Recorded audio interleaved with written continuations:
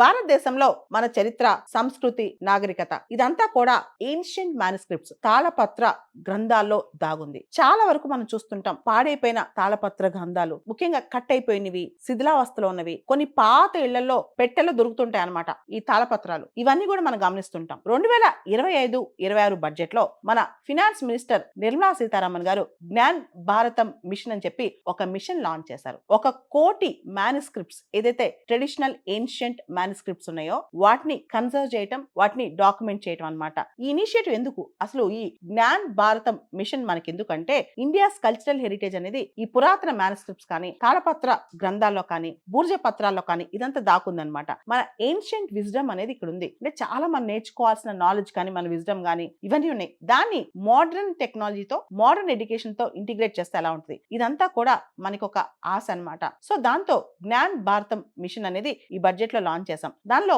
ఈ మాన్యుస్క్రిప్ట్స్ సంబంధించిన డాక్యుమెంట్స్ అని సర్వే చేసి, డాక్యుమెంటేషన్ చేసి వాటన్నిటిని కాపాడి ఒక మాన్యుస్క్రిప్ట్ హెరిటేజ్ అనేది మనం కాపాడటానికి ఇవన్నీ కూడా academic institutions, museums, libraries, private collectors అందరి దగ్గర నుంచి ఉన్న మాన్యుస్క్రిప్ట్స్ అన్ని కూడా దాదాపు 1 crore 1,00,00,000 మాన్యుస్క్రిప్ట్స్ ని కన్సర్వ్ చేయడం, ప్రిజర్వ్ చేయడం, డాక్యుమెంట్ చేయడం టార్గెట్ గా జ్ఞాన్ భారతం మిషన్ ముందుకెళ్తుంది.